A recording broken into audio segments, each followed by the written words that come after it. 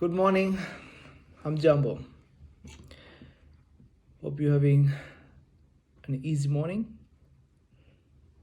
It's 10 o'clock Central European Time. Kiswahili ni saa 4 masaa ya Europa ya kati. It's the 4th hour of the day in Central European Time. And Kiswahili is a very interesting language.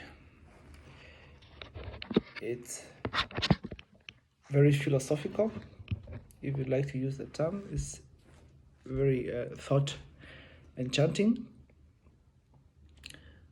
As I use the word kati, means in the middle. And the middle means always precision, to be very precise, to have two equal parts. It means to be very, very precise also in speech and also in the way we construct words, sentences, and the way people think. Unfortunately, because we do not learn as we think, we do not act as we are supposed to. And that is a major problem in the African continent, that we have never really mapped out our mind so that we can act like our minds, our mind or our spirit. And because we're used to speaking in foreign tongues like I am, we do things out of our mind. A little bit crazy, and that's the real situation in Africa, because we have not really mastered our language to understand how we think so that we can act according to how we are supposed to be acting and how we are supposed to be speaking. Because language maps the mind. You think, you speak, you act. When you speak in a foreign tongue, we don't understand most of the things that we say or that we do, and there's a lot of chaos.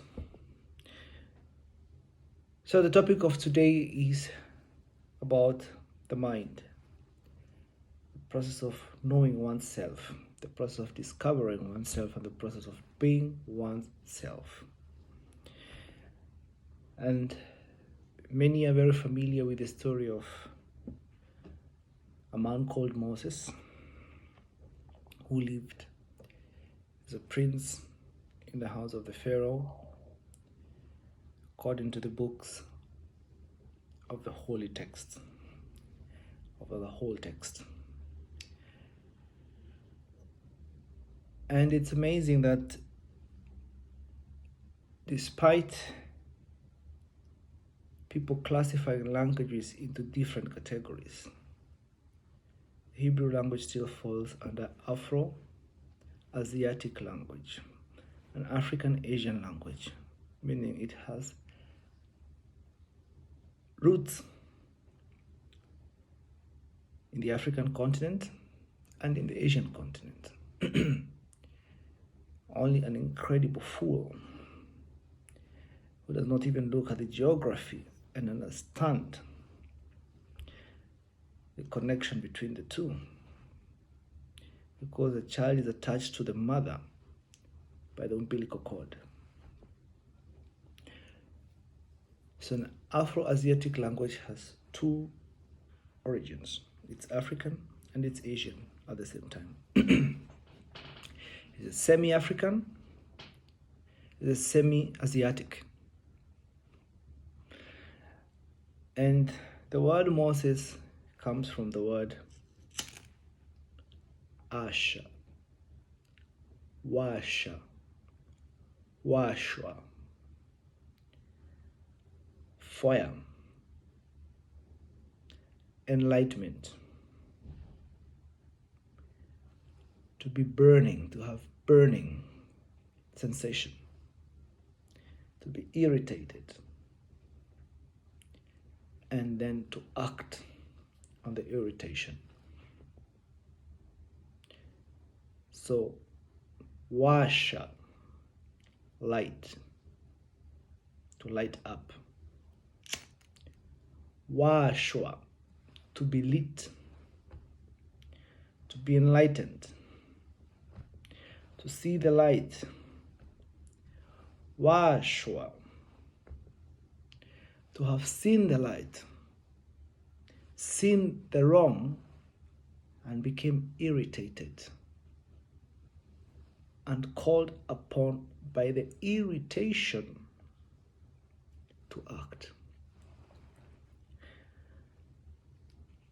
And a person who is irritated and is called upon to act is always a person that brings change.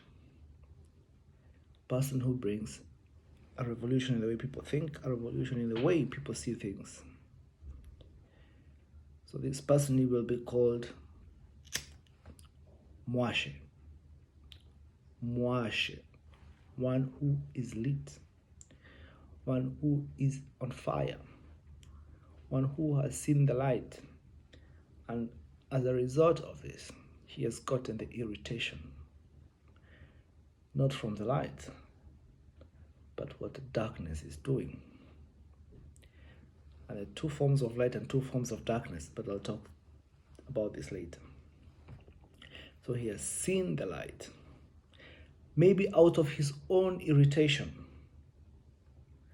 or maybe after seeing the light, he has gotten irritated and initiates change. That's a person who is called mwenyewe. We use the word elite in English. You can see the word lit on it. It's a person who is lit, who is on fire, and mostly has to do with knowledge, wisdom, or use of the mind, use of the intellect, to reason, to see things and say that is wrong, and wants to initiate the change. And that is a concept of the word mwenyewe. Mwenyewe. Another word that can be used is mwenyewe. Mwenyewe, from the word oshwa, to be cleaned, to be cleansed. These are processes that are done by fire or by water. Because you can renew by fire, you can also renew by water. Renewing by water is taking something and cleaning it. Unaiosha, inakuwa ni mwenyewe. Bereinigung. You see, of German. So water and fire are the same concept that come into the word mwenyewe. And the most interesting thing is when he goes to the mountain and he sees a bush that is on fire. And he asks, "Who are you?" And he's told, "Eyeh." Asha eyeh. Now this is a very interesting word, because if you speak Bantu Kiswahili language, you will understand the concept of eyeh. And in Kiswahili you have mimi, wewe, yeye. I, or me, you, and him. Him. Who? Him. Yeye. And eyeh means he who is. That is the person that is. Eyeh mwenyewe. The self that is the owner, that owns the self. So mimi mwenyewe, wewe mwenyewe, eyeh mwenyewe. Him who is the owner of the self that is who I am, is who you are, is who he is. That is the concept of individualism. So someone has taken over property that does not belong to him and runs it like it is his. To rule over people as if they were pieces of property. They are individuals who think, who reason, who have a right to themselves, to be owners of who they are. That is the story of freedom. The concept of the individual, the owner of the self that is, the self that I am, the self that you are. That's just one part of the big meaning. And then the person will ask you, where did you learn this? Can you prove? In German they say Papier bitte. And it's good to always understand that some things are just given. That's why you say mwenyewe. He is self-lit. It's in Selbstsünder. You cannot ask him to show you where he got the information or who sent him, because the owner is unseen, and the owner does not run a university where he gives diplomas. He tells you and goes and tells you, say that I told you. And I ask him, who are you? And he'll say, I am who I am, because I am yourself. And the self that you are, I am. Think about it. Have a nice Sunday or Saturday. And think about the concept of kuwa umewashwa. Umejiasha wewe mwenyewe. That the self, the person, the individual is very, very important. But the individual does not own himself, but he's owned by the owner who owns everyone else and everything else.